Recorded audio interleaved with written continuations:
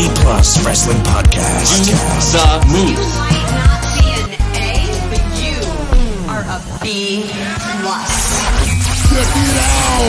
Here we go! You wanna mess with us? 'Cause we're steady on the ground, steady on the ground. Alright, ladies, gents, and non-binary friends, welcome to the B Plus Podcast, live. These kind of things happen when you're live. I am your host, GregDoesThings, here to do the thing where we talk about pro wrestling and all that's gone on this week in the world of pro wrestling. We're doing this on the wrong channel because I created a gaming page for my gaming streaming. And so instead of being on the B Plus podcast Facebook page, on Facebook, it's on my Greg Does Things Facebook page, which, I mean, I'm still here doing things, so I don't know, I guess it's still appropriate, but I need to fix that somehow. I think we're going to have to create a separate B Plus Twitch, B Plus Streamlabs, and link those to the... Branch out more. Yeah. and by we do that, it's you. Me. Yeah. I do that. That's the thing that Greg does when Greg does things. Yeah, it's one of the many things. One of the things that falls under the banner of things Greg does. Joining us, of course, you can see them, you can hear their voices over in Perth. Mr Myster1ous down below me. How you doing there, man? I don't know, man. I found that I'm not a Sagittarius anymore. There's a new star sign. I'm losing bullshit. everything. It's bullshit. It's all bullshit. The star sign always existed. Okay? It's not real. Yeah, Wait, I'm no longer a Scorpio. I've moved out by a day again. So yeah, no, that's not how it works. I can't get to. Wait, hang on. Let's see if this. You are fake news. There we go. Got that loaded up just for you. You are fake news. And of course, Los Ingobernables, all decked out in the LIJ gear. Are you feeling a bit salty, man? No, I've got a bit planned for later on, so we'll get there. Oh, and as you fair can see in the background, Right, no you've got a bit exotic planned. locations. No. I have been on holiday for a week, so I've had 6 days without any work, and so I'm back here at home, as you can see. Nice. And so Enjoying the time off. So on the one day where you've been off for 6 days and you're actually well rested, you're like, you know what? Putting the green screen behind me, finding a picture, that's too much work. It is today. Fair enough. Look, Back to work 6 o'clock tomorrow morning. Can't wait. I've done zero prep for this show because I was out all day. We went to Bunnings and bought some stuff to put together a little practice rail out the back for skate, because we have a rail that we bought for practicing our grinds on with our skates, but it's too high for us. We can jump up onto it and stall on it and all that, fine, but like actually approaching it at speed and trying to hit it at an angle for a grind, terrifying. You hit your shins once and your brain just it's hard to get over. And so we've gone and we've bought some wood and some PVC piping, and we're going to build an actual, like, a little practice rail that's much smaller and build our way up. So that's been my day instead of prepping for the show. My day's been. It's a good thing you're not obsessed with wrestling. You might build your own ring in the backyard for the front. I went through that phase as a kid. I think we all did, right? Yeah, trampoline normally does the job. Trampoline. I also had a trampoline that, like, so I used to do this thing, like, you'd pull the trampoline up, right? So I had one of the rectangle trampolines, and you'd pull the trampoline. We'd tie a rope and we'd pull the trampoline up, and then you'd try to run up it and get to the top, and then, like, go down.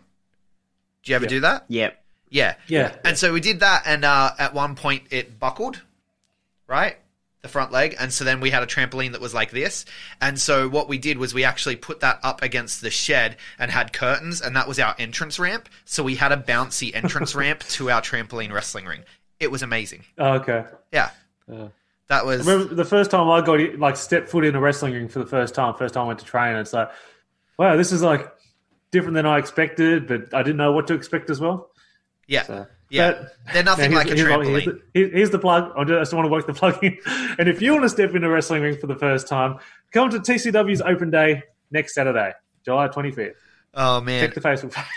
I can't get to my other... Oh, wait a second. Here we go. How dare you? just getting your plugs in. I've set up more sounders for my Twitch streaming, so for when I'm playing the games and stuff. So if anyone wants to talk about the Rona, how's the Rona going? None of us are in Melbourne, so everything's fine, right? Yes, it's all pretty clear down here. Yeah, but I'm getting cautious because we have a footy match here, like in front of like thousands of people, and all our cases are in hotel quarantines. But like, it just takes one. So Yeah. I don't think today there's will be anything make or to worry. break. I don't think there's anything to worry about. I don't know, mate. I'm crazy though. I'm a crazy person. But just collectively to Victoria. Move, bitch. You got coronavirus. Ooh, shit. You got coronavirus. Just to get that That's out confronting. there. Just getting it out of the way. And that's going to be our copyright strike that's going to have to be muted on YouTube. But, you know, it happens. Let's talk some wrestling, guys. What do we got going on in the world of wrestling? We actually have some Australian wrestling news, I believe, over there in Perth. Yeah, so July 25th, aside from TCW's training day, was also going to be Evolution for EPW. Is going to be a grand return for no restrictions show back, and they've actually had to take a pause at the moment because of a speaking out issue, which they've resolved, and because of that, they had to postpone. Right, so is this a case of, like I said, zero prep, we booted up the computer and went live immediately. Oh, you can see my Google instead of Mr. Mysterious. There we go, get that on the other screen. Okay, I'm going to pull up the actual status there from EPW, the post, so we can have a look at exactly what it was. Because I'm guessing it was kind of one of those situations like PWA and MCW have both released, because that's something I want to talk about with PWA in Sydney.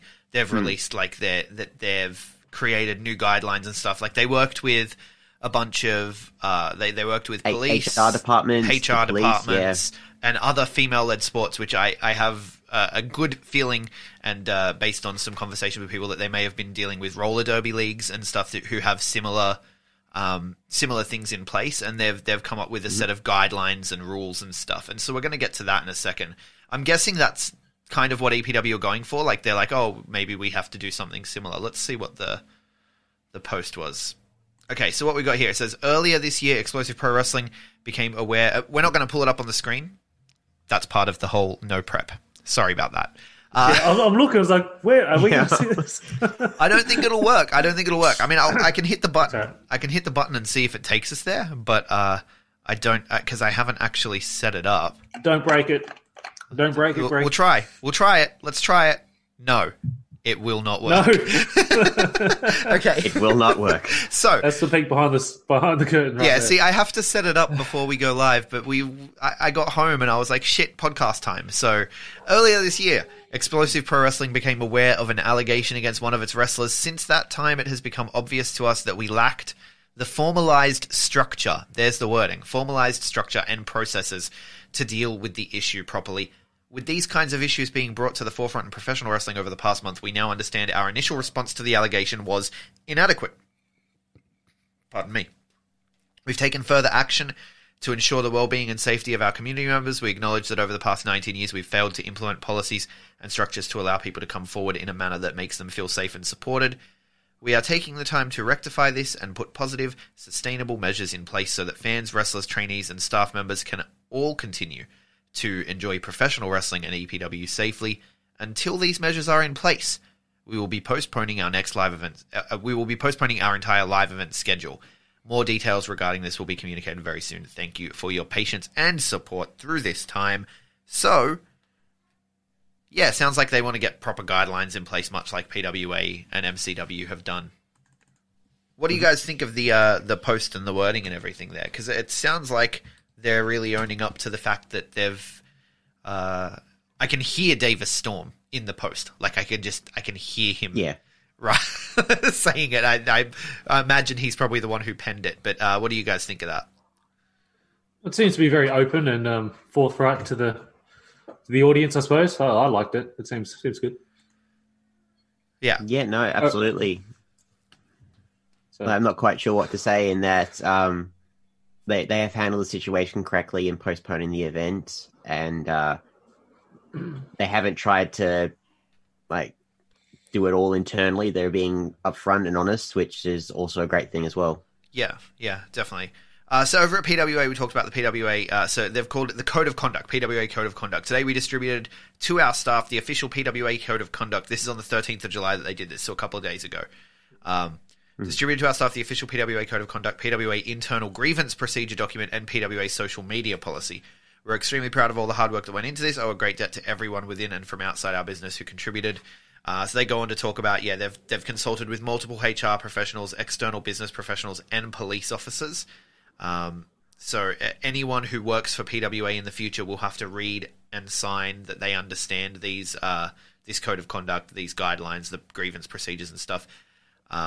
So on advice from law enforcement officers, this is interesting to me. On advice from law enforcement officers, we have a formal independent team to deal with and resolve grievances regarding PWA team members. So completely separate. It sounds like no one from the actual PWA management structure, so your Madison Eagles, who I believe has investigated incidents in the past.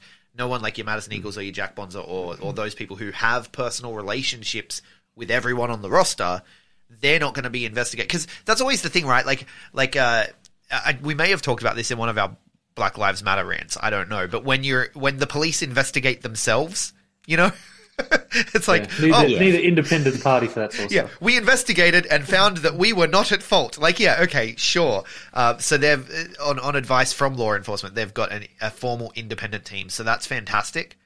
That like big double thumbs up to that move. And there's also formal safety measures and avenues for grievance before the next ticketed event. So the mission is to provide the best pro wrestling show we can while providing a safe and respectful environment. So from what I understand, from what I've seen talked about, there's going to be people at the show that you can go to if you've had an incident, if you've had something that you want to bring to their attention that are separate from security, that's like their own thing. So that's pretty cool. I'm stoked to see how it plays out. And I guess we'll potentially, if New South Wales doesn't join Victoria, Move, bitch. You got coronavirus. If they don't join Victoria in those stakes, hi Kitty. I think that we'll be able to see these things in action at Coliseum ourselves. Yeah, absolutely. So it seems like they're taking the right steps. They also announced an event. When's the event taking place, Mysterious? For PWA, Yeah. I believe it's in August. Right. No, sorry, that's a Riot City. There's a few. That's the wonderful thing. No, that's right. Australian wrestling is slowly coming back. Yeah, it's coming back. That was the thing. It's on the same date as Riot City Wrestling, because I remember being like, "Ooh, do I go out and risk coronavirus exposure, or do I stay at home and watch live on OVO Play?" Because PWA have Call to Arms August 8th live on OVO Play, and it's going to be another empty arena event, which I've seen some people complaining about. People being like, "Oh, just come back already," which... What are you doing, man? Yeah. Don't need to complain just yet. Yeah, like they're putting a show on. Like, holy shit, we get to... And their last empty arena was great with the toilet roll on a pole match. Yeah. The Babes versus Robbie Eagles, and yeah. Yeah, so I'm looking forward to Call to Arms August 8th. If you've let your OVO Play subscription lapse, we'll forgive you. I certainly did, because there hasn't been anything for a while, but now's the time to go get OVO Play back, because August 8th you can get it now. It gives you a bit of time to go back and catch up on some of the other PWA shows. Have any matches been announced for that? I don't think they have. Not that I've seen, no. Yeah, no, I'm not seeing anything. Keeps things spontaneous. The only other Australian news I have is one of our resident Aussies showed up on Ring of Honor's YouTube this week. Adam Brooks talking about, how he was amped to go and have his debut, but then, Move, bitch. You got coronavirus. So Yeah. I'm going to make use of the sound. I only missed out by it so. was like a couple of weeks before, wasn't it? When everything really happened, I think. Yeah, it was So like... is he technically still the MCW champion? Yeah. Yeah. It's going to be interesting They to just see. updated their Facebook cover page to, a picture of Adam Brooks doing the swanton. So it's like, yeah. Well, like, it's still there. things are going to be... Like, things in America are far sketchier than they are here, right? So... he'll be able to wrestle at MCW again before he heads over for Ring of Honor, I think. It doesn't seem likely. Definitely. Yeah. So what's up next? Well, that's all we've got. That's the Australian stuff. That's all we've got in the way of Australia. Mysterious is going to take us through all the rest, as it used to be called. He's gonna break down for us because those were the days. Yeah, because I know nothing. Those were the days for you, man. Those were the days where Greg does things meant Greg edits all day, every day, so that we can have daily podcasts. It was good. I enjoyed it, but also, reality came knocking. So. We've learnt, we've adapted, we've quarantined. We've all evolved as people. Yeah. So yeah, take us around the world, man. What's happening? Tell us what's happening in the news, because I have paid zero attention to anything. Biggest thing over the past couple of hours we should probably mention is that to the minutes, we have the Good Brothers, Luke Gallows, Carl Anderson. They've officially announced that they've signed with Impact Wrestling and they'll be debuting at Slammiversary this week. Hello. When did that happen? Hello. Today, because their contract in America finished July 18th. Okay. So the exact minute it happened, they did a big live stream with Impact Wrestling, and they just said, "We're here." And yeah, cool. So that's like literally today that happened. Them. Yeah. So that's a shot in the arm, like fucking crazy to the Impact Tag division, because they got nothing going on. Like who's the champs over there? Is it still the North? It's still the North. Yeah. Yeah. And so it's like the North, the Rascals, and that's it. Who else is in that tag division? There's the Dinas. You've got right. Triple XL. Yeah, there's a few, but they're not like high caliber tag teams. So they need it. It is a good shot in the arm. Yeah. Yeah, I mean, it would have been nice that there's more competition for them in AEW, but AEW have the most stacked tag team division ever from anyone. Yeah. Anyone, anywhere, ever. And they don't need another player. They don't. So New Japan or Impact was the go for them, for sure.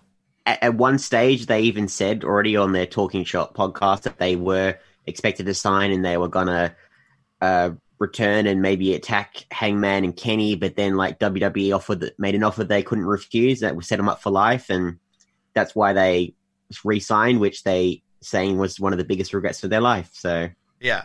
What? So they were going to go to AEW and attack Hangman and Kenny? That's what they said, yeah. So that's one of the few things that have come out. Interesting. So it's all still developing. I'm sure we'll hear more things tomorrow, but yeah. So who's going to be the mystery man or woman that's going to be in that 4-way match? It's got to be EC3. You have to think, yeah. It's got to be. Is that tomorrow, Slammiversary? Yeah, 10 a.m. tomorrow, Australian time. So. Oh. And are we watching this for the podcast? I think we should. It should be a good show. I haven't watched Impact since when Tessa won. Yeah. And that was the first time I watched Impact at all in years. Yeah. Do you want me to run through the card or? Yeah, hit us with the card, and then I will decide on the spot whether you guys have to shoot me through some Skrilla, and I'll buy it on the B+ Fight account. What's Skrilla? Is that money? Yes. Okay, all right, you kids and your bloody words. Give me the loot! Give me the loot! Give me the loot! Give me the loot! Sorry. Don't test the man with the soundboard. We have, as Ben mentioned, so we have the Fatal 4-Way for the vacant Impact World Championship. So we have Ace Austin, Eddie Edwards, Trey Miguel, and mystery opponent, which we all hope is EC3, but it's gotta be. Could be any of the other people that they've been teasing, like Eric Young. I mean, could be Heath Slater, although I don't think that's the case. But yeah, there's a whole bunch of people that they probably think. We have the Tag Team Championships on the line. So the North are against Sami Callihan and Ken Shamrock. And they're very world's most dangerous tag team, as they're being coined. Interesting. Mm-hmm. So Ken Shamrock beats the shit out of you, and Sami Callihan spits on you. Yes, essentially. Good times. Sounds like a party. We have Jordan Grace defending the Knockouts title against Diana Perazzo, the Virtuosa. Was she in WWE recently? She was one of the release NXT wrestlers. Yeah, I've never seen her wrestle. So. A lot different to how she was when she was in Impact the first time. So she was a very like coy, reserved, and now she's this grand thinks 10 moves ahead chess player wrestler who's gunning for gold. Which is, I've been watching Impact the past few weeks. It's been really interesting. Right. You got Willie Mack versus Chris Bay for the X Division Championship. Chris Bay got quietly signed about a month ago, and he's been doing incredibly well so far.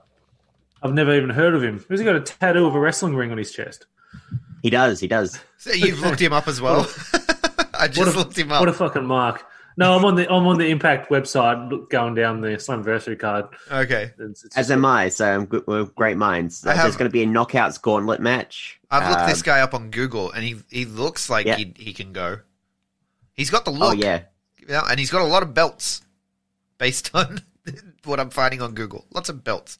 Pictures of him with belts. My next tattoo is going to be a wrestling ring as well. He was one of those indie stars who was like never signed until Impact finally signed him. Yeah. So it's like at one stage he did some tapings for Impact. He appeared in 205 Live. He did, I think it was AEW briefly, but it's like he appeared all in these few places in like the first few weeks, and then finally Impact scooped him up. So yeah, you're thinking of getting a wrestling ring tattoo. I want to get a lucha mask. That's what I want to do. Well, I'm getting an actual lucha mask. Bit different than the tattoo. All right, what else have we got?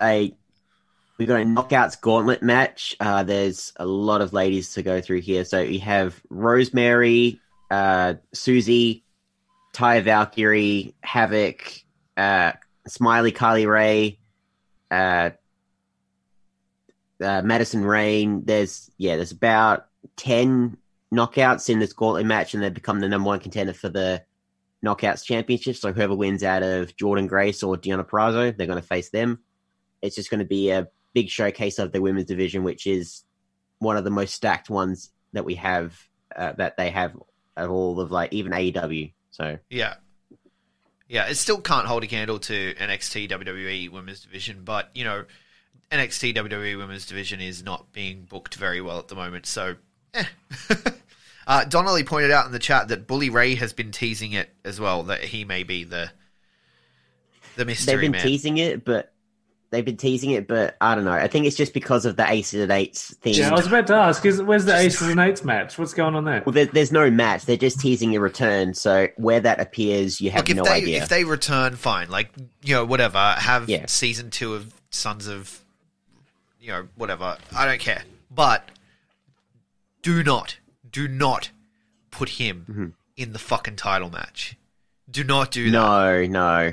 I hope not, like, because Bully's retired for the most part, and like aside from doing the radio, just it wouldn't be right. I mean, look, he fucked up Ring of Honor. This next match, this photo of Tommy Dreamer is like the worst photo I've seen of anybody. How dare you? This is nasty looking photo. So Tommy Dreamer is going up against Moose for the TNA World Heavyweight Championship. Well, that'll be a piss break. That'll be. Let's be real. Like, come on, we've said it before. Put the ECW nostalgia to bed. Like, what else is Tommy Dreamer beyond that at this point? And I say that with all due respect to Tommy Dreamer. I love Tommy Dreamer. But, like, just no. Just no. The time is gone. That is an awful photo. Yes. It is. And only been announced just yesterday, the other Rascals are issuing an open challenge, which you would think maybe the Good Brothers actually answer. I don't know if you can see that. Other teams that have been announced. I don't know if it's coming up, but there's 8 chins. 8 chins.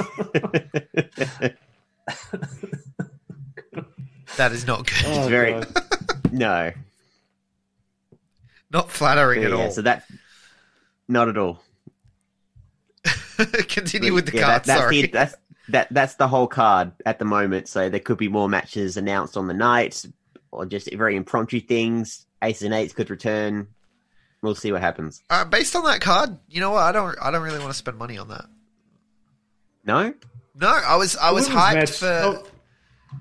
I was hyped for Gallows and Anderson. The women's the Gauntlet and the Grace Purrazzo match, and then I suppose. I'm not paying full price, but I'll go halves or whatever. I reckon we can find it. We can find it somewhere. I don't want to spend a dime on that. I'm not gonna lie.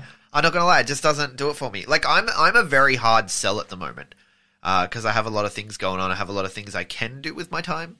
So we're going to be building that rail tomorrow and trying to vlog that and skate it. And so, you know, taking time to then come in and watch that and pay money for it. I don't know. It doesn't It doesn't get me. I want to see who the mystery man is, but I can see that in highlights. You know? Okay. Maybe if the show gets a positive review, a glowing review somewhere, then maybe. I'll tell you what, if someone wants to gift us Slammiversary, then I'll watch it live. But if not, I'm just going to find it. Depending on how, if it ends up being awful, then it's not really a gift, but it's like a punishment, maybe.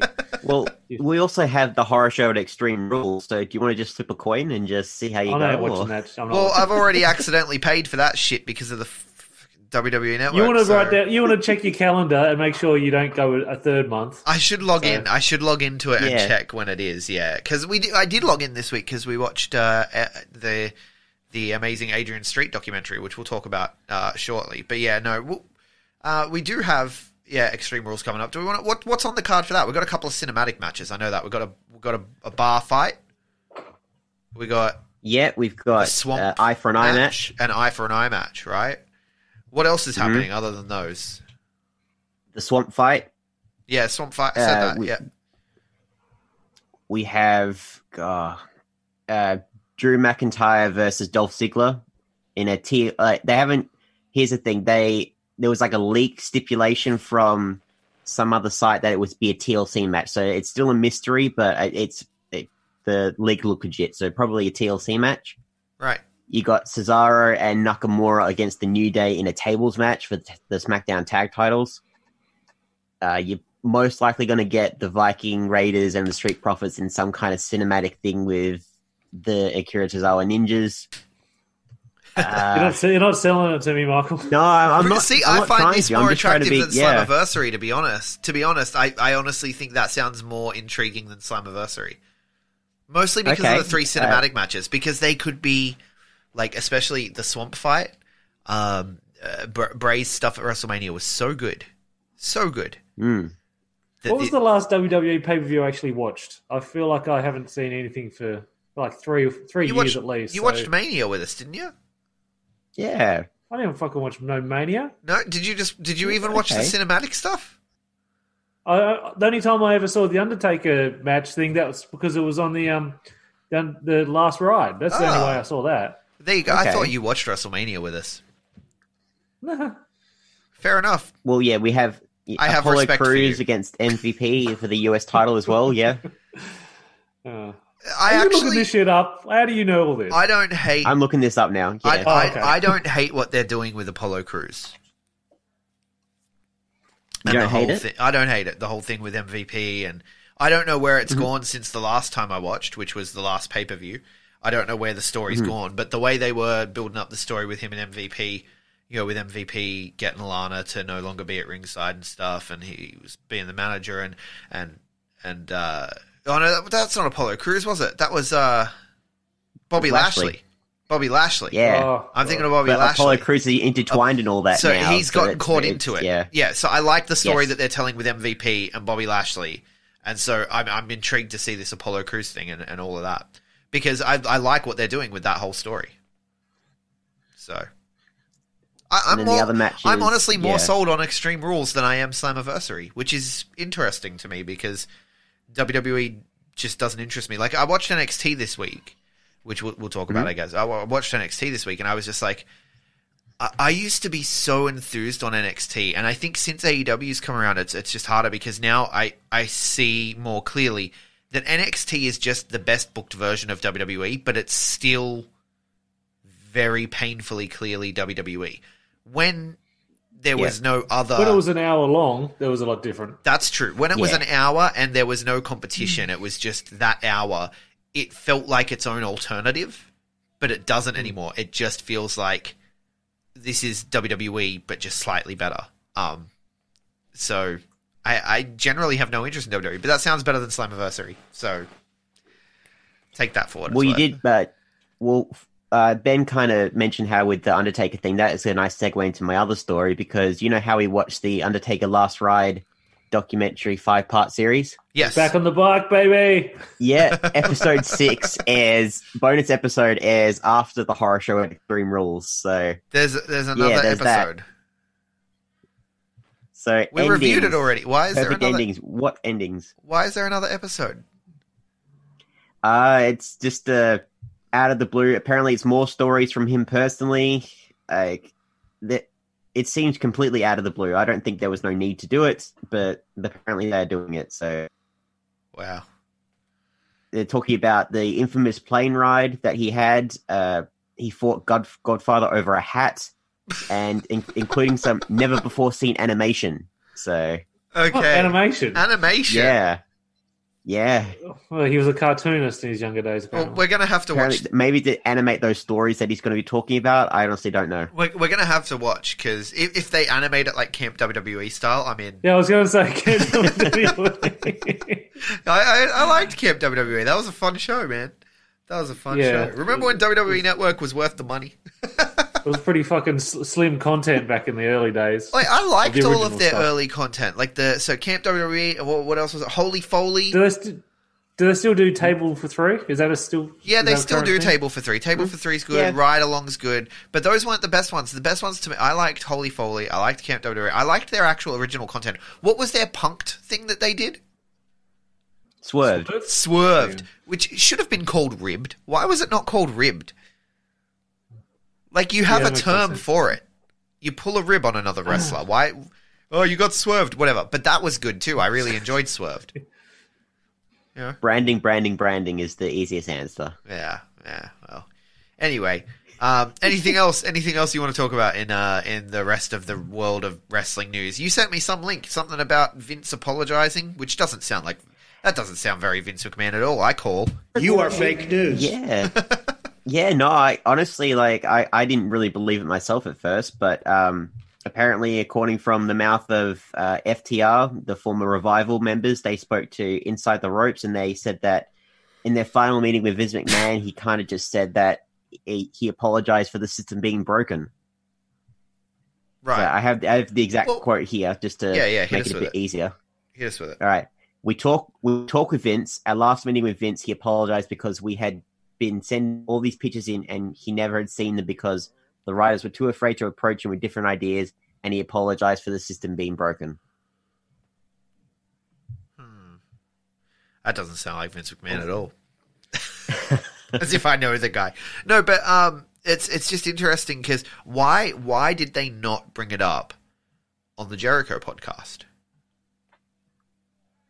It would be like an easy thing to poke at, because I think the main thing about that initial podcast was about the gimmick. That was seemed to be the important thing, the retro clown gimmick with thing. all the different characters. Yeah. They talked about it at length, and they talked about the process, and they talked about trying to get meetings with Vince and all that sort of stuff. Why wouldn't it come up in that podcast that at the last meeting he did apologize to us? You know what? I think it probably did come up, and it was edited out.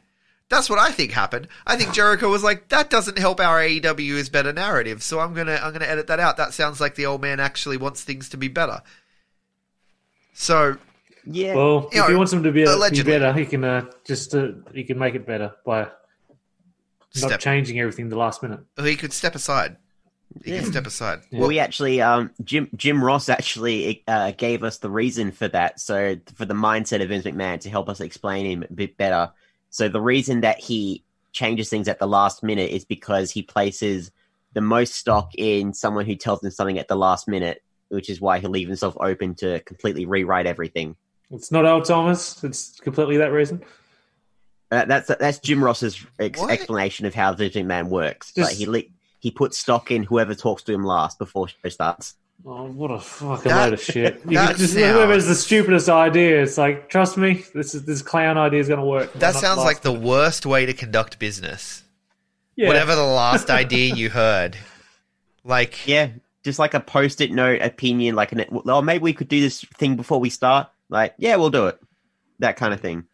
You know what Vince McMahon needs to do? He needs to do a writer's workshop with the guys who do South Park. Or he just needs to go sit in their writer's room. No, because have you seen the way they do their show? No. I do want to watch that documentary. 7 days to air. Yeah. Yeah, I want to watch that. But yeah. So basically, because that's what they do. And they on the day after the episode airs, they start talking about what we want to do now. And 'cause that's how they do it so topically. They actually write, record, animate the entire show in that 6 days. And it's just such a quick turnaround. And you could adapt their style. You could adapt the way they do things for pro wrestling, and it would work incredibly. And I don't know why. I just think, because WWE was like, they blew up at the same time as South Park, and South Park only has to do like 22 minutes of show week, where instead of that's however true. many hours WWE have to do. But still, but they blew up at the same time, and WWE has fallen immensely. But South Park is still, at least critically, considered. Yeah, critically, I don't know how much good their ratings are, but it's a show I still consistently watch. Yeah, lowest and critically, I'm talking about critically actually, though. Yeah. But ratings everywhere are low. Like, that's the thing. Like, and so I'm not talking about ratings, but I'm talking about critically. No one watches wrestling.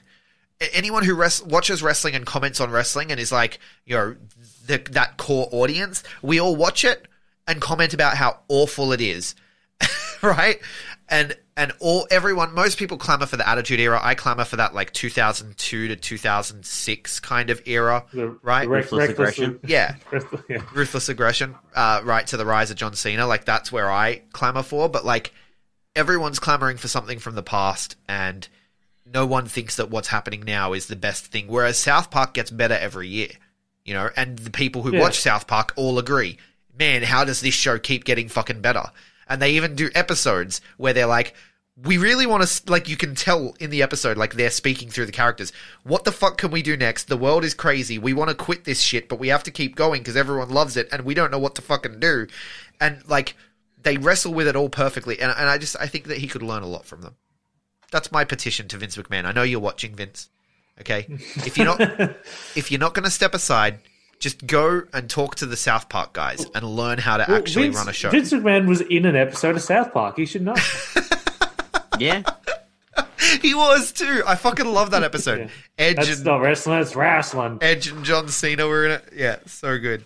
So good. So is there anything else going on in the world of wrestling news before we get to like AEW, NXT, that sort of stuff? We can briefly mention NWA. I talked to you how there were like rumors. I think Raven was the one who started circulating, saying like Billy Corgan might be like just done with wrestling. He might just like close down NWA given everything going on. But the man himself actually posted up online just saying like no interest in closing down, and they're just trying to figure out where they fit in this wrestling world now with the pandemic era. It's just we had Carneyland, we had all these extra things, but they don't seem to be a constant thing anymore. And once they find their place, then they'll return. But for now, just biding their time. Right. So they're struggling at the moment. They are, yeah. Right. And like they've got a lot of their champions who are interested in brands. So Ricky Starks, he left. Zicky Dice, the TV champion, he's interested in leaving. Right. You've got wasn't he cancelled? Thunder Rosa. Isn't he one of the cancelled ones? Isn't he one of the untouchables? Or the too touchy bulls? I don't know. That was bad. I don't think so. Okay. Yeah, not that I've heard. I could be wrong. Giving that to myself. Apparently, I am fake news. Okay. I don't know why I thought that. I just thought that he got cancelled. But all good. Yeah, you got Thunder Rosa, their women's champion, thinking about like having a match in AEW as well, which it's kind of hard. Like they're offering them maybe like $1,000, $100 a week. I can't remember what the figure was, but it's like they're not earning enough just waiting around for NWA to come back. Right. Fair enough. So Donnelly in the chat, I'm just seeing. I think there's something going on with my internet, man. It keeps dropping out and doing weird things. But I am seeing a message here from Donnelly saying he's floating in as I cook dinner. Are we more interested in Slammiversary than Extreme Rules? Bar Asuka versus Sasha. I think I'm actually more interested in Extreme Rules than Slammiversary. But you guys, I'm more interested in the Slammiversary. Right. I'm more interested in the fucking dog turd on the side of the road than anything WWE's doing. I'd rather watch Slammiversary, obviously. I would rather watch. No. I would rather watch the replay of Jericho getting dunked in orange juice over and over and over and over again. Let's talk about AEW.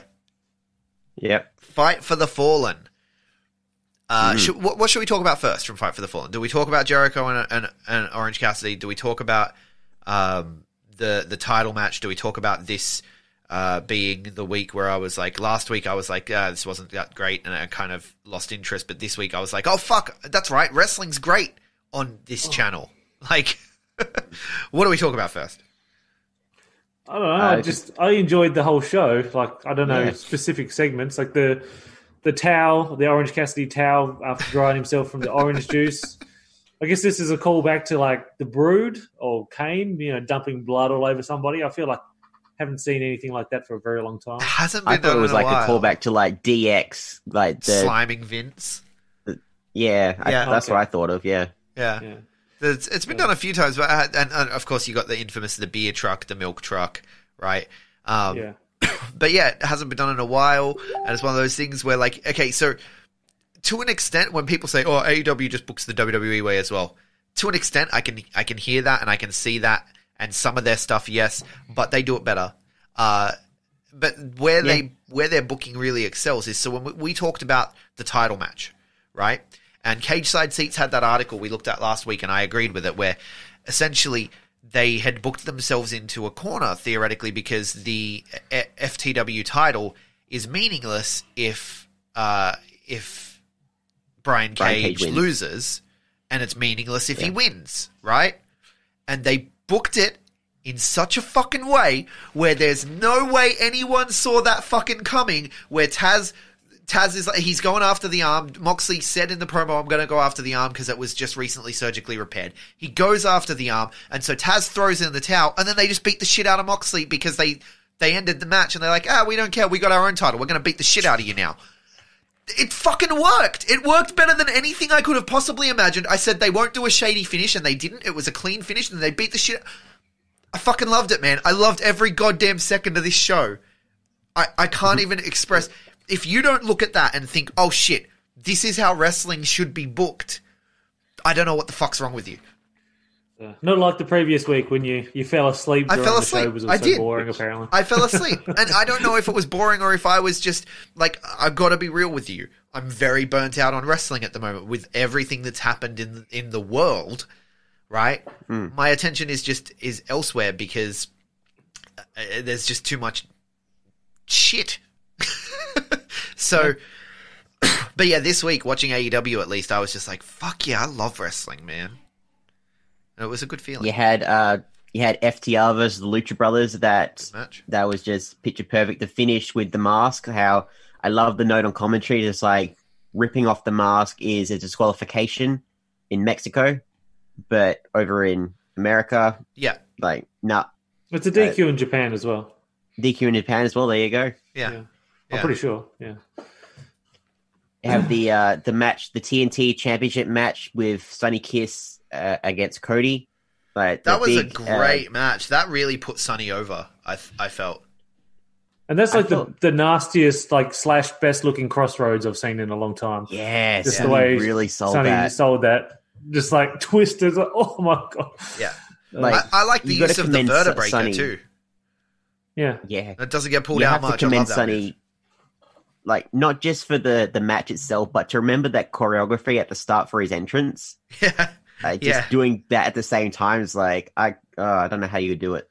Yeah, there's got to be a lot going through your head, because it was, and they kept saying it was his biggest match of his career, and it was great. I really enjoyed it. I just want to say as well, all the, like, I don't like the virtue signaling bullshit or whatever, but I saw some stuff on Twitter, and I think Cody responded to someone who was like, why are you sharing... Cody responded to someone... Why are you sharing a ring with a faggot or whatever?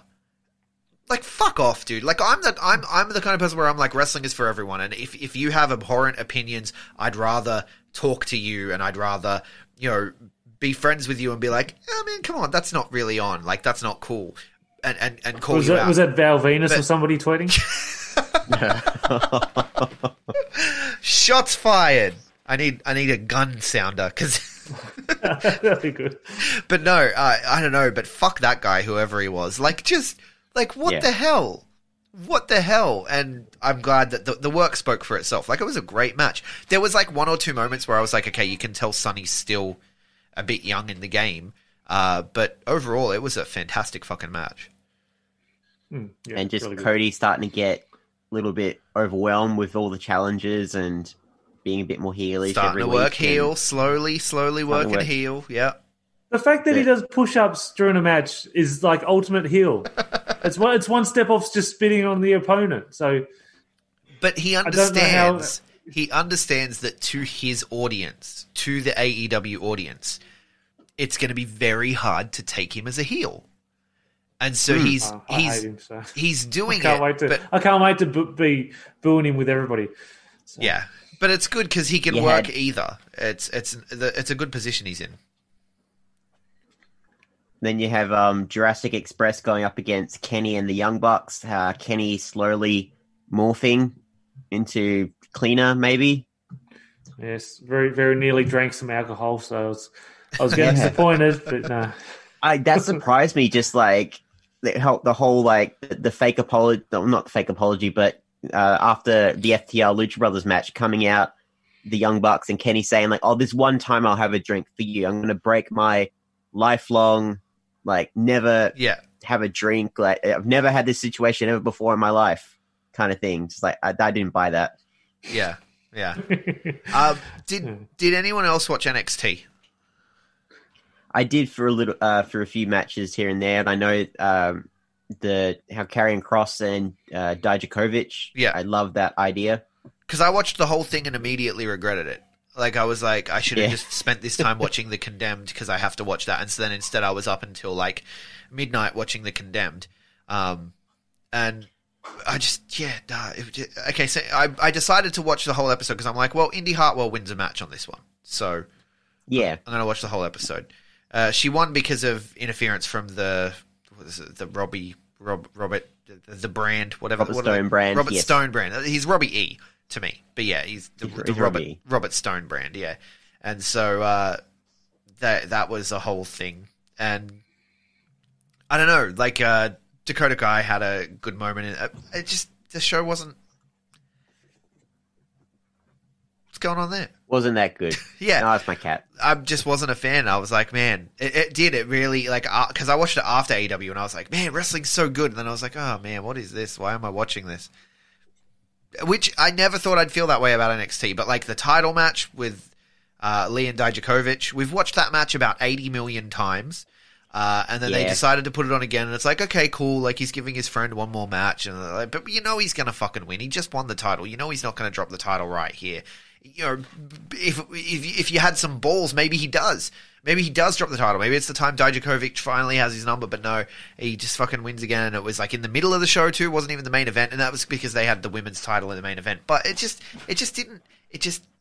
wasn't good. It wasn't good TV. I was bored. No, and it kind of reflected in the ratings for this week as well. So after a couple of weeks where NXT won overall, you had AEW return with a force, and I'll keep that demo stuff brief. Like, but the DemoGod. That's the other thing. The DemoGod. Yeah. Clearly, it was the DemoGod. That's got to be the best name for Jericho. The DemoGod. I love it. There'll be a shirt next week. Oh, for sure. Yeah. If it's probably already on Pro Wrestling Tees. I'm going to look it up. Yeah. It's got to be. It's got to be. So, take us to Japan, Benny. Yeah, I was going to say, then next up in Japan, so we were talking while the New Japan Cup was still on last Saturday, and Evil won that, which is, I think, all predicted. It was the safe, more sensible bet. And then at the end of it, he turns. Everything is evil, and he's left. LIJ. Oh shit! And here we go. Right. It's a Bullet Club, baby. Yeah. You've been waiting to do that for the entire episode? Yeah. So I love your commitment. Yeah, so Evil, and then the next night, there was only two matches worth watching. First of all, Shingo and Sho, they had the never open weight title match. That was awesome. I went 4 1/4. And then there was the world tag title match. Yeah, Dangerous Tekkers and versus Ibushi and Tanahashi, which I went 4.5, and it was awesome. Nice. The Dangerous Tekkers won the titles, which I didn't want to happen, but I still love the match. And then fucking we get Evil coming out with his new skirt outfit on and his hair in his face the whole match because he's got a new hairstyle with a Bullet Club. Oh, and Dick Togo's there. He came out dressed as Bushi the night before. And it was going on for quite a few minutes trying to figure out who this guy was. And I thought it was Kitamura, Katsuya Kitamura, whatever his name was, the former young lion who disappeared after an apparent bike accident or something. Do you guys remember Kitamura? He was like huge, like he would have been the most muscular person that's ever been in New Japan kind of thing. Like he was a young lion, but he was like 36 or something, and then he just left. And so he's all dressed up in the Bushi outfit. It's like, this guy's fucking huge. And then it was Dick Togo, and he's joined Bullet Club as well. And then Evil goes on and wins the double belts. Like, is he technically a triple champion? Because isn't he part of like the 6-man? Yeah, he's got one of the 6-man belts, but those are useless. So I think they should throw in the rubbish. But anyway, and there you go. We've got a DemoGod T-shirt already. There it is. That just looks like an old shitty WWE T-shirt. Yeah, it doesn't. Look, I didn't say there would be a good shirt. Basic brand shirts. No one said there would be a good shirt. We just said it would be a shirt, and there it is. Chris Jericho DemoGod, $24.99 Pro Wrestling Tees. Let's get rid of that so we can see our beautiful faces. There we go. Just wanted to let you know it does exist. Did you guys actually know that Evil had message? Was just like, I've got to I need to talk about this. Evil's won the belts, and then Japanese wrestling Twitter was on fire, but everyone is. I was shocked, absolutely shocked. Everything is disappointed. I loved the move because no one expected it, but everyone being upset by it, like, I think that made me love it even more. That match was 38 minutes and 1 second long, and it was fucking just dragging. So, like, one of my friends from TCW, who was over it, he's only ever seen like 2 New Japan matches before in his life, but he watched the entire show with me. And I could feel that he was getting like tired and bored, and I'm not even focused. I'm just talking with him, and then he's like, "Oh, so who's gonna win this?" And I go, "There's no fucking way Evil's gonna win. You're gonna be like the top 4 to even have a chance. Like Kota Ibushi will probably never be the world champion because he's not considered good enough. And if he ain't getting it, Evil is never gonna win this. Everything is Evil when he's pinning, and I'm just like sitting there like, oh, he's going to kick out. And then it's like, oh. Holy shit, yeah. And then I turn to my mate, and he's looking at me as if like, thought you were some fucking New Japan expert. And that's like, that's amazing. I don't know what to say. I don't know. I look forward to going online and seeing the outrage. But and now he's defending it next week against Hiromu already. So yeah. Is this a way for them to get the titles onto Hiromu without having Hiromu? Not in a small arena. No? This is not... I don't even know what building this is in, but it's Sengoku Lords, which is like more of a C grade show, not one of the big ones at least. Yeah. And so they had 3,800 and something people at Osaka Joe Hall, so it seemed like there was more, but... They weren't allowed to verbalize like cheer or boo or anything, but there was a lot of stomping their feet and clapping. So were they asked to scream inside their heart? Did you hear about that? Did you hear? Did they? The Japanese. I'm not surprised. At Japanese, pardon me. There was I listened to a show called Strange News Daily, and on that show, shout out Strange News Daily. He talked about there was a story coming out of Japan where theme parks were reopening. But they're asking people who go on the roller coaster rides not to scream inside your heart, which I just like that. I love that so much. Only in Japan. You can't control that. People aren't screaming for fun on roller coasters, are they? But they posted a video to their Facebook or whatever social media that they used. But they posted a video of 2 of their executives showing how you should ride I'm going to see if I can find it, and we'll watch it after the credits, because It sounds Okay. Did you ever see that episode? Did you watch Mr. Bean back in the day? There's an episode Yeah. he's at the carnival and he's on the roller coaster and he's just like so bored that he falls asleep on the roller coaster, and everyone's screaming behind him. Yeah, So it's maybe like I could do that. It's like that. Yeah. We'll watch it if you want to see the video. Stick around and we'll watch it after we say our goodbyes and end the recording. Yeah. So someone in the chat says that they were more. This is Michael Doherty in the chat says was more entertained. Yeah, that's Michael. It's your mate. Okay, your mate says more entertained by the tag matches on that show than by the main event. Yeah. So Okay. you know, He was too busy messaging you during the show and Shingo match. I'm like, you gotta fucking watch this, and he's like, oh yeah, just messaging Greg here. yeah, I was We had critiquing some matches. Yeah. Yeah. Because I'm some kind of We had, expert that can be consulted on critiquing matches. But, you know, I watch a lot of wrestling. Look out, Mysterious. You'll be getting a message off him soon. I watch a lot of wrestling. Yeah. Anyway, so that's New Japan. So next week we do have Dick Togo in a 6-man match on the Sengoku Lord show. And poor old Naito, he's been relegated to like third from the opener in a 6-man tag. So, Naito fans... too bad for you. The Naito experiment was a failure then. You know what? I reckon they're blaming their downturned numbers, and it wasn't coronavirus, it was Naito's fault. He's the scapegoat. No more Naito.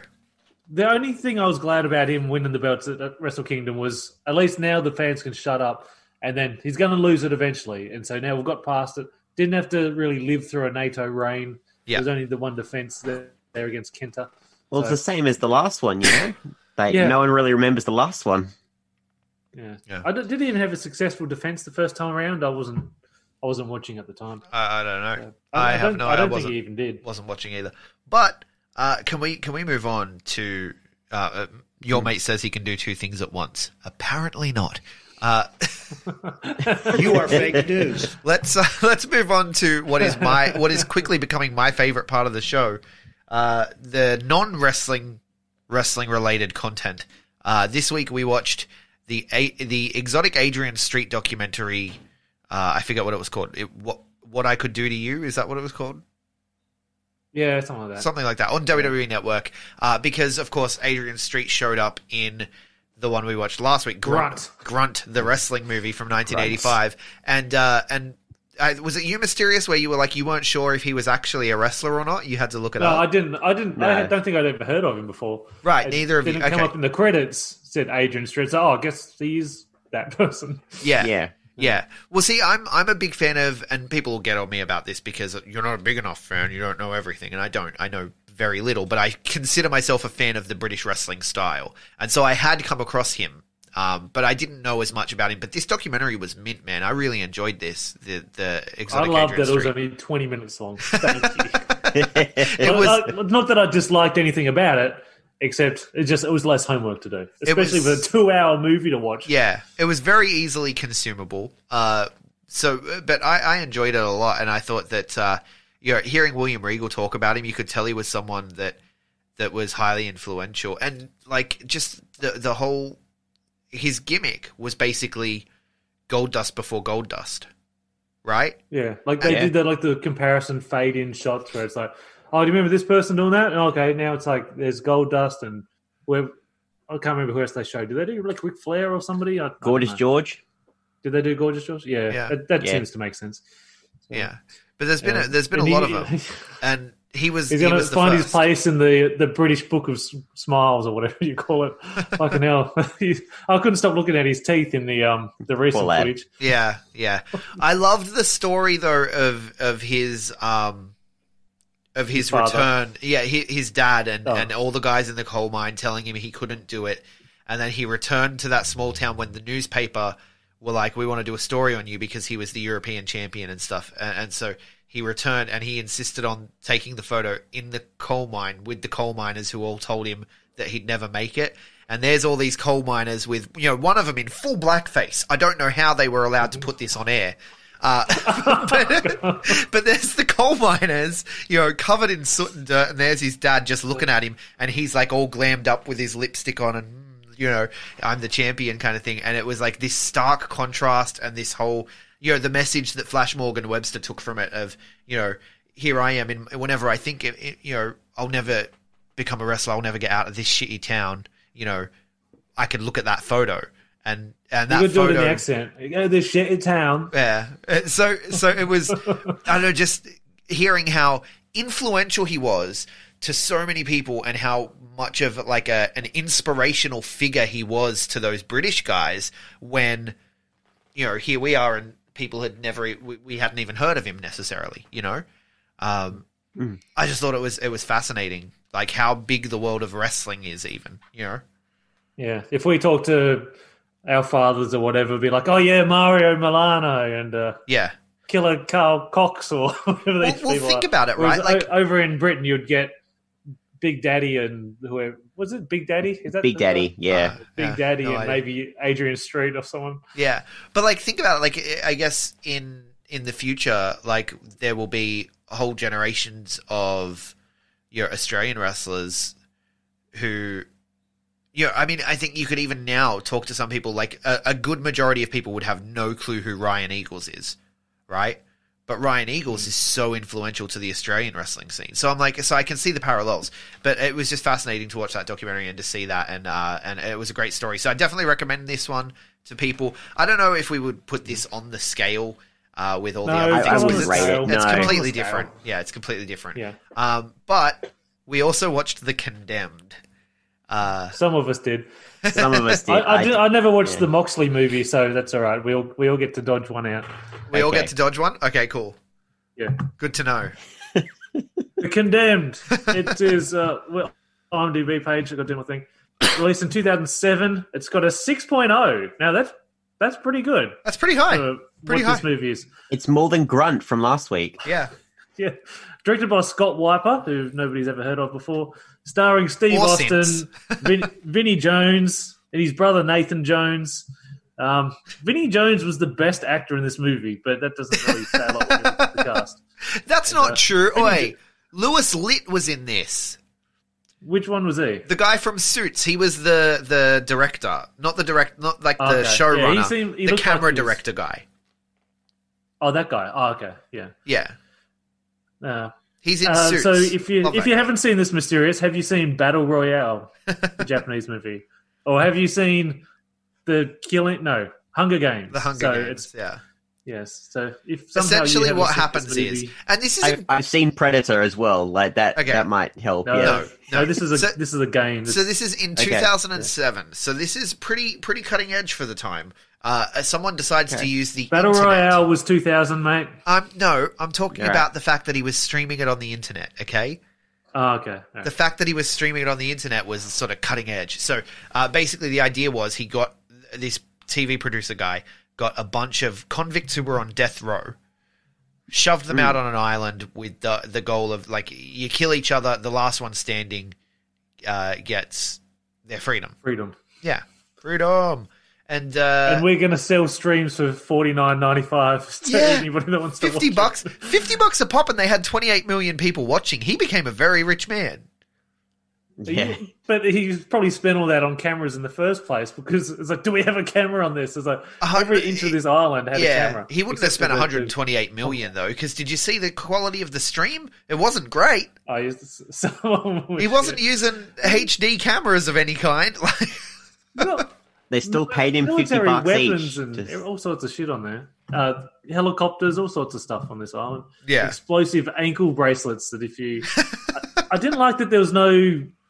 Like the other movies and the video games like Fortnite, Apex Legends. Yeah. Like as the time goes on, they're forced to come closer, so they'll have to fight each other. Yeah. But this just seemed like there was no end. It's like, just go. It was just a tiny island. It was already a tiny island. You could tell because when they dropped and stuff, they were instantly all interacting. So it was shoved out of the helicopter. Yeah, it was no bigger than Epstein's Island. So you get one killed immediately when they get pushed out because they got spiked on a thing, but you knew that was going to happen. Yeah, you pointed out in the chat that this was a bit of a rapey movie. Very rapey. Yeah. Attempted rape on the beach, and then the woman kills that guy in the neck with a bit of wood. Yeah. And then was it clear? Did the So there was the husband and wife that was on there. Yeah, and he watched his wife. Yeah. But then she just like blew herself up. She pulled the tag out of the thing to die. So she did that after she was raped? Yes, I think. And not during, and like hold on to him so and take him he with gets you killed from the explosion? Maybe she couldn't get to him. Maybe he was holding her hands because they didn't show. Yeah. It was implied. Okay. And yeah, it was uncomfortable. But as well, it made the movie less fun. It's like, this movie's meant to be a bit of a romp. It was one of those things, though, where, okay, like, the people working on the show, the people working on this island that are working on the show, they were all fine with all the murders and all the fucking ridiculous shit. The only time they started to feel uncomfortable was when there was an attempted rape and then a successful rape. That was the only time they were uncomfortable. You're okay with people losing their lives. And I'm not saying a rape... Hang on, just let me... I've got a sounder for this as well. If I can be serious for a minute... without being interrupted. Thank you, Lance Storm. Rape is horrific. Murder? Yes. Potentially more horrific. Like, there's no coming back from that. There's no coming back from that. And I know I will never understand what it is like to be raped or to try to come back from that. And I understand that. It's horrific, disgusting, should never happen. But to be horrified by that and not horrified by wanton, disgusting murder, like, what does that say about our fucking culture and the shows we watch and shit like that we're so desensitized to the deaths? Because they didn't bat a fucking eye. The guy got pushed out, landed on a spike, right? And he was just like, can you watch where you're pushing them? I want them to kill each other. I don't want them dead before they get on the island. Like, what the fuck is wrong with these people? Is it because they're all like convicted murderers and stuff? That's the reason? That you're just okay with it? Steve Austin, like, all his backstory stuff, all his character building isn't even done by him. It's done by his ex-wife and this... They couldn't afford to pay him. They couldn't afford to pay him to speak enough. Because he didn't say much. He looked like he didn't even want to be in the movie. It's like he didn't look like he had a shave, and he's just like, "Oh yeah, I'm playing the disheveled FBI guy," and I'm putting no effort into this movie at all. I feel like they just didn't have enough money to pay Stone Cold to talk because he didn't talk much in this movie. No, he had a few nice He had those little one-liners and stuff. Yeah, he'd have to turn and scowl at the camera. Scowls and smirks was the majority of his... He didn't want to kill people, so he's apparently was he stitched up for it all, wasn't he? Yeah, it was a setup. He FBI, wasn't... Yeah. And he was staying silent, protecting his country because he was an army man and all that bullshit, patriotic nonsense. So what do you think of Vinnie Jones? Vinnie Jones is like the best heel. I love Vinnie Jones. He's such a good heel. heel. He's so hateable, especially when he's meant to be hated. So he's good at that. People give him a lot of shit, but I think he's good at being shit. I loved him in Arrow. He's one of the better villains in Arrow's run. I stopped watching before he was in Arrow. Who did he play in Arrow? Okay, he's the Juggernaut, bitch. Oh, well, he's that too. But yeah, different universe. Disavow. No. So yeah, who is he in Arrow? He's one of like the main villains in like I think season 4, season 5, and then. Yeah. But he was this character like you couldn't. He had like a steel head or something. Like you just everyone tried to shoot him. Everyone tried to shoot him, and just like they couldn't get his brain or something. It was just like everyone's tried to kill me with a headshot, and like maybe you'll be lucky, like that kind of thing. Right. Sounds great. Chrome Dome. I will say with my limited knowledge of the Condemned, like I remember when they were advertising this way back when in like 2007. I remember like Santino Marella was the one trying to get everyone to watch The Condemned by having a little feud with Stone Cold. So I'm noticing a big tone difference here. Yeah, definitely. This was like just straight like action movie. Like there was nothing. It was just a typical action movie. It was pretty good for what it was. Like I enjoyed it. It was a good watch. When there was fight scenes, the choreo, it's like Kevin Dunn fucking filming wrestling. The camera was. I mean, it was headache inducing. Like the Nathan Jones, Steve Austin fight, and then Steve Austin and Vinnie Jones. I think later on. Yeah, with the Japanese guy as well. the Japanese guy as well. That fight with the three of them was hard. Was bad, but yeah. It's like everybody watches these Bourne Supremacy movies, Bourne Identity movies, and it's like we've got to copy this bloody quick cut nonsense like in Taken. It's like, it was a bit much. So I got to say this: the way I found this, the way I got to watch it was I used my VPN to access UK Netflix, and when I did, and I searched The Condemned because I checked America and I was like, damn, it's not on American Netflix. Does it have a different name? Does it? No, it's got the right name. But you know what also came up? The Condemned 2, starring Randy Orton. Oh no! We got to watch The Condemned 2 now. No. Oh no! We have to. You can wait. Come on, we have to. So how was wrestling represented in this movie? We normally bring that up. Well, it was just Stone Cold. Stone Cold. That's I think we need to pivot back to movies that feature wrestling, not just have wrestlers in it. All right. Should we watch that Australian one that has all the wrestlers in it? The one that we watched the trailer for last week? Oh God. Oh. I reckon it might be good. In the one that you told me about, Ben, like that you told us about last week, the Japanese one. Yeah, we'd have to. Greg, you have to go on looking on your sources and see if you can find it somewhere. All right, well, give me the name of it and we'll look into it. And that's going to do it for this week, guys. But we'll come back next week with more wrestling related. Where does this movie go in the pantheon of the movies we've watched? Well, again, it is a little bit separate, I think. But I think it was good for what it was. So I think the only things I'd really put below this probably would be the main event and stuff. Yeah. I don't know. Big Show. I didn't 26 think of it minutes in the same too long. way. It was a bit too long. It was definitely a bit too long. An hour and a half in, Vinnie Jones apparently wins. So like you think that Austin's dead, but you know he's not because he's the good guy. Yeah. And then it's like, okay, well that's the end of the competition. He'll go back to the boss. He'll be like, here's your freedom. Then Austin will turn up and just kill the producer. So like it'll just be wrapped up in about 5 minutes. And then I'll like check the player. It's like, fucking hell, it's got like 25 minutes to go. Yeah. So I put it on 1.25 speed just to get through it. And then they have to have that 5 minute shot at the end Helicopter of bit. the 5 minute shot at the end of him going in the Jeep up to the property and the wife coming out and then him just smiling like, I'm home. Daddy's home. Yeah. Like, yeah. Yeah. Doherty's telling us don't waste your life with The Condemned 2. But I kind of want to at this point. It's Randy Orton. It's got to be so awful. It has to be. It has to be the worst piece of trash ever made. You can wait three episodes time. There's come back no way in hell Randy Orton actually tried. Like, there's no way. I don't know. But no, where can people find you guys if they want to give you suggestions for what we should watch? You can find me at TCW Warehouse next Saturday, July 25th. July 25th, yeah. Circling back around, love it. You can find me at Mr Myster1ous, Facebook, Instagram, YouTube, Grapple. Deleted Twitter because it's poison, so got to keep off it. But nice. Yeah. How about you, Greg? I am Greg Does Things on YouTube, where you can catch my vlog of me making the P-Rail. That'll be up in a couple of days. P-Rail, practice rail, not rail that you pee on.